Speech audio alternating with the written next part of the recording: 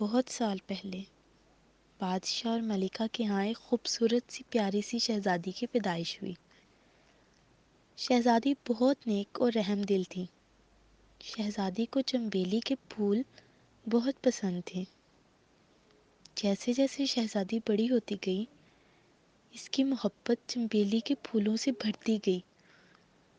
ہر بہار کے موسم میں محل میں جشن کروایا جاتا اور تمام لوگوں میں چنبیلی کے پھولوں کو تقسیم کیا جاتا۔ شاہی باغ میں چنبیلی کے پھولوں سے لدا پڑا تھا۔ شاہی باغیچے میں داخل ہوتے ہی ہر کوئی چنبیلی کے پھولوں کی خوشبو میں گرفتار ہو کر رہ جاتا۔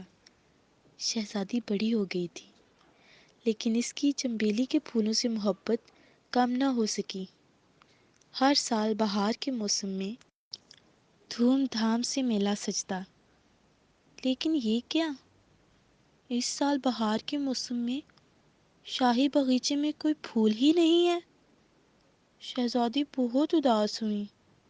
محل میں ہر طرف غم کا عالم تھا۔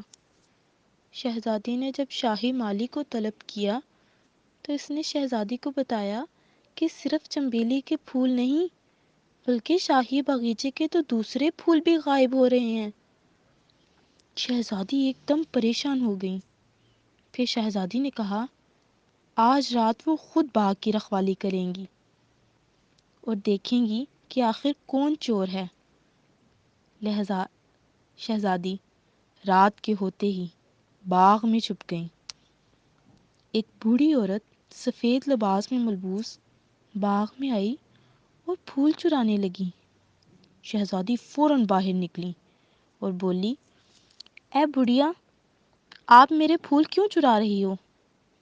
وہ عورت رونے لگی اور بولی، میں بہت مجبور ہوں، تم میری بات پر یوں یقین نہیں کرو گی۔ آؤ، میں تمہیں کچھ دکھانا چاہتی ہوں۔ پھر وہ عورت ایک غار میں داخل ہوئی۔ غار میں داخل ہوتے ہی وہ ایک عجیب ویران جگہ پر پہنچی اور بولی، شہزادی، یہ میرا پرستان ہے۔ شہزادی بولی، یہ کیا مذاق ہے؟ پرستان ایسا ہوتا ہے؟ تم مجھ سے جھوٹ کیوں بول رہی ہو؟ پھر بوڑھی عورت تھوڑی آگے گئی تو وہاں کچھ پریاں تھیں جو پتھر کی بنی ہوئی تھیں۔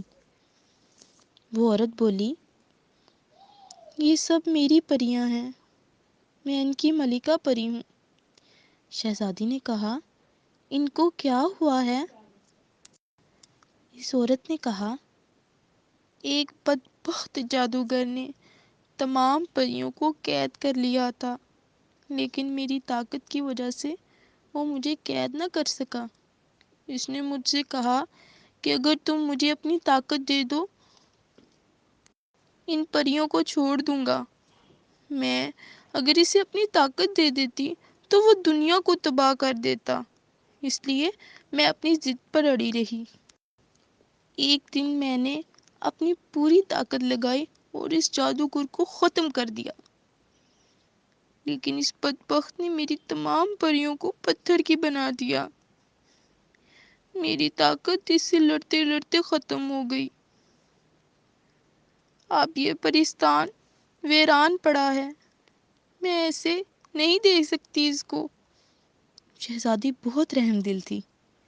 اس نے اس سے پوچھا، پرستان کو دوبارہ ٹھیک کرنے کے لیے کیا کیا جا سکتا ہے؟ وہ عورت بولی کہ اگر یہاں کوئی نیک شہزادی یا پری پھول بوئے تو پرستان ویسے ہو سکتا ہے۔ شہزادی نے پورے پرستان میں چنبیلی کے پھول بوئے اور نہ صرف چنبیلی کے بلکہ بہت سے دوسرے پھول بھی ان کے ساتھ لگا دیے۔ شہزادی کی وجہ سے ہر طرف سفید روشنی بکھرنے لگی اور دیکھتے ہی دیکھتے پرستان خوشبوؤں سے مہکنے لگا۔ لیکن وہ عورت ابھی بھی ویسے ہی بوڑھی تھی اور پریاں تو ویسے ہی پتھر کی تھی۔ شہزادی نے جب اس سے پوچھا تو وہ عورت بولی کہ یہاں ایک جادوئی نہر ہے، ہمیں اس کا پانی پینا پڑے گا۔ وہ عورت ایک جادوئی نہر کے پاس گئی اور اس کا پانی پینے لگی۔ پانی کے پیتے ہی وہ عورت ایک بہت خوبصورت سفید پری میں تبدیل ہو گئی۔ شہزادی بہت حیران ہوئی۔ پھر پری نے اور شہزادی نے مل کر باقی پریوں کو بھی پانی پلایا، اور دیکھتے ہی دیکھتے بہت سی خوبصورت پریاں پرستان میں گھومنے لگیں۔ رات کی سیاہی بھی پرستان سے جا چکی تھی۔ تمام پریوں نے شہزادی کا شکریہ ادا کیا، اور ملکہ پری نے شہزادی کو جادوئی نہر کا پانی بھی دیا اور بولی، جب تم اسے اپنے باغیچے میں ڈالو گی تو تمہارا باغیچہ پھر سے مہکنے لگے گا۔ یہ کہہ کر پری نے شہزادی کو اس کے باغ میں چھوڑ دیا اور خود واپس چلی گئی۔ شہزادی نے وہ جادوئی پانی جیسے ہی باغیچے میں لگایا تو ہر طرف خوبصورت پھول مہکنے لگے۔ شہزادی بہت خوش ہوئی۔ ہر طرف خوشیوں کے شادیانے بجنے لگے۔ اس طرح شہزادی نے اپنی رحم دلی اور خوش اخلاقی سے پرستان کو جادو کے اثر سے بچا لیا۔ اس کے بعد شہزادی اپنے خوبصورت پھولوں سے پہلے سے بھی زیادہ پیار کرنے لگی۔